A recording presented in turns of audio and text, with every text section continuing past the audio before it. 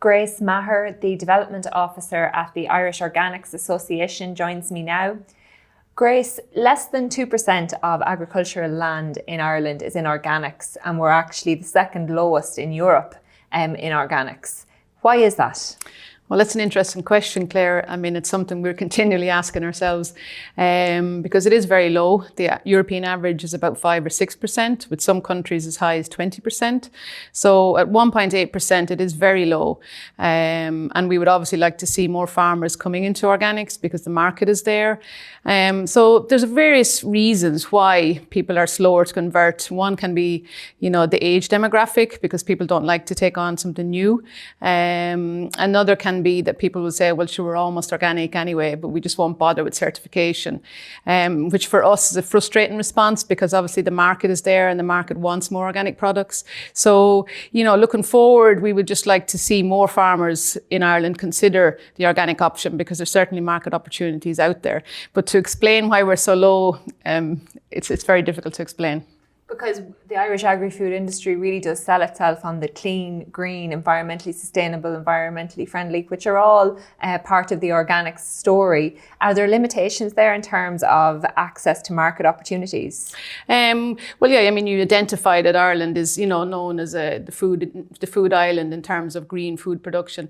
And from our point of view, organic is obviously the seal of approval on that because it's a legally binding term. It's the highest form of food production certified around the world. So, for Ireland, there's obvious marketing opportunities from other parts of the world who are looking for organic products coming from Ireland. So sometimes, the fact that, yes, we've got such a strong brand can actually be difficult for organic to actually compete in that market space. But we're certainly beginning to hold our own.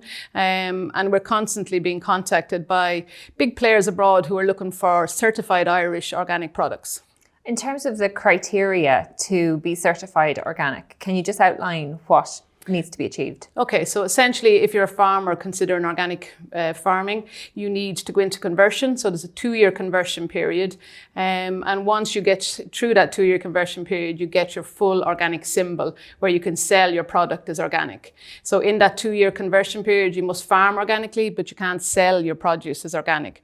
But once you have your full symbol, you're free to trade on the organic market. So that's the process in terms of the certification side. And then every year you must renew your organic certification with a company like the Irish Organic Association to keep your organic status. And obviously that 2-year window must be quite challenging if they can't sell as organic and they're converting over. Yes, it is a challenge for some people, but you can obviously sell it into the conventional market. So, if you're already trading in the conventional market, your products go into the conventional market.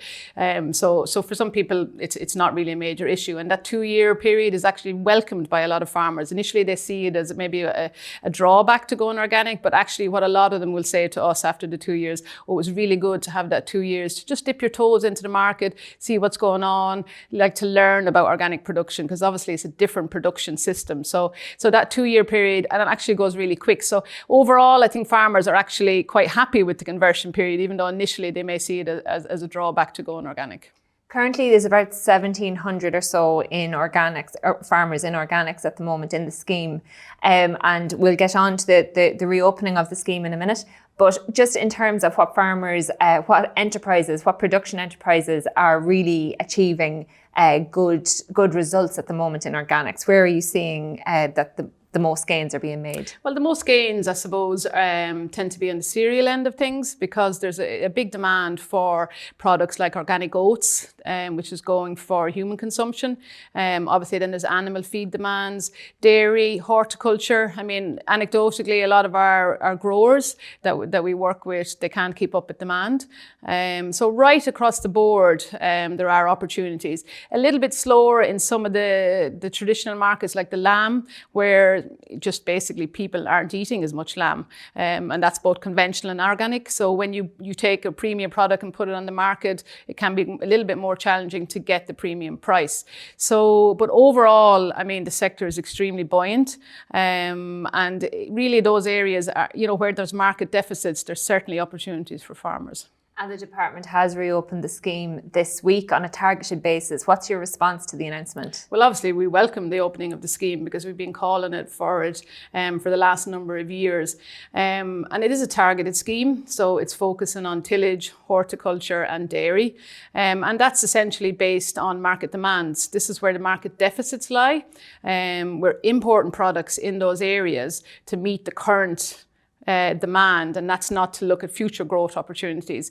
So it makes sense with a limited budget that is available from the department for the organic farming scheme to target the scheme. So yes, like we would like to see it like broadly open, and we would like to see it kind of open on an annual basis to be inclusive for all farmers. But at the moment, this targeted scheme is based on market deficits. So what about then the beef sector and the sheep sector? Should farmers in those areas still consider joining the scheme? Well, actually, from organics, one of the things about organic farming is we get a lot of mixed enterprises. So a lot of organic farms are doing some tillage, some livestock. So, sometimes it's not as easy to get just a straight enterprise. So farmers who are certainly in a mixed enterprise should definitely consider applying this time round. We're not 100% sure what the budget is. So, how much the scheme can actually accommodate. But I would certainly say to farmers to certainly apply if they're interested in coming into organics. And our indication are there's a lot of farmers who are interested in coming in.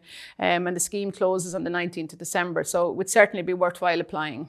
It's a tight window as well for applications. Absolutely, it's a tight window. So, the phones have been hopping in the Irish Organic Association, and we're trying to encourage farmers to not leave it to the last minute and to get their applications in, because essentially you've got to call the Irish Organic Association, submit your paperwork, then we issue a license, and then that license has to go to the department and then go on to Ag Food. So the process, it'll take a few days. So we're encouraging farmers to not leave it till the 18th of December. And just to break it down into kind of more specifics, Grace, what kind of financial rewards can a producer make, say, on a litre of milk or on a kilo of beef if they convert to organics? So in terms of prices, it depends on your market. In the organic sector, we have quite a lot of people who are selling direct, so it would be a higher proportion than in the conventional sector. So it really depends on where your product is going once it leaves the farm gate. Are you selling direct? Because we would have a lot of horticulture producers, which are obviously targeted in this scheme, who are selling direct. So they're at farmers markets, they're selling online. So their returns are higher than if they're dealing in larger volumes with supermarkets. We have a lot of people in dairy who are selling direct.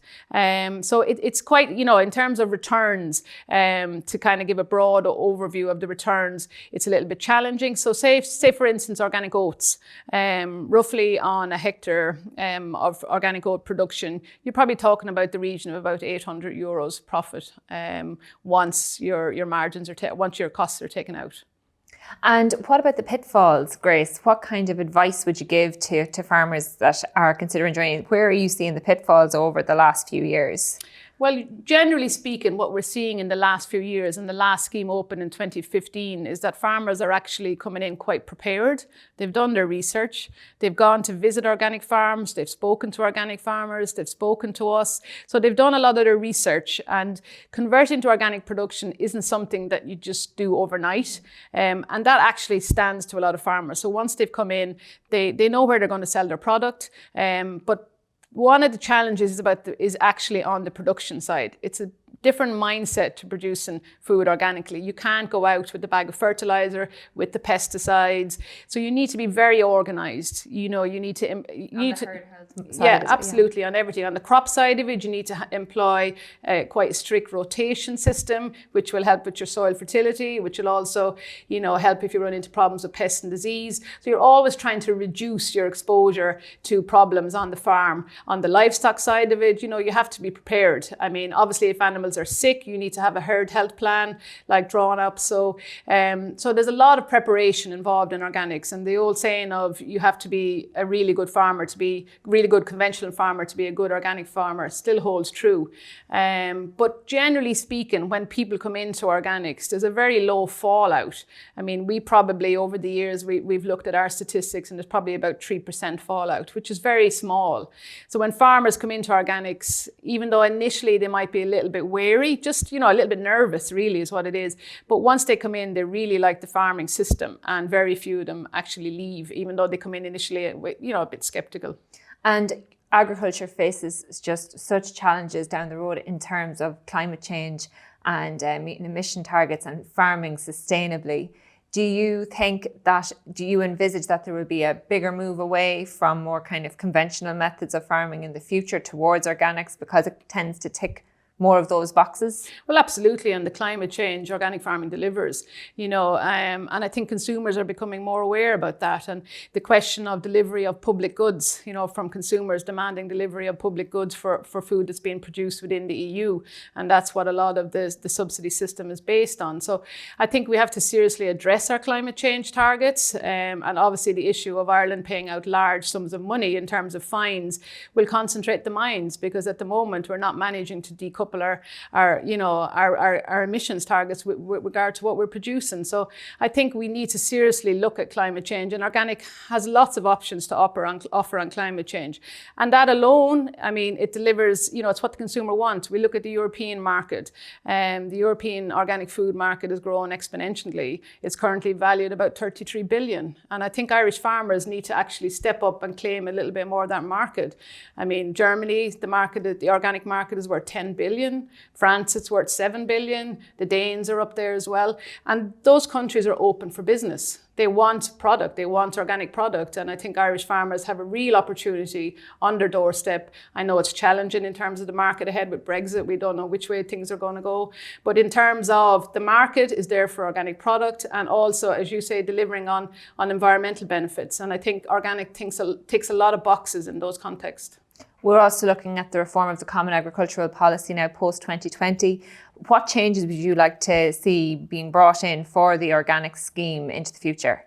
Well, obviously, we'd like to see more funding committed towards the organic farming scheme, or whatever scheme is introduced post-2020. And what we would also like to see is, if a scheme such as the organic farming scheme is included in the RDP, that it would be opened on an annual basis. So the ad hoc, situation at the minute opened in 2015, the next tranche opening now in 2018 for a month.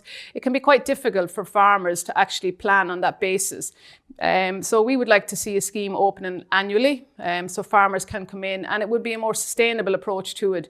But obviously overall in the RDP, we would like to see more mention and more support going towards organic farmers. Grace, thanks very much for coming into us. We'll leave it there.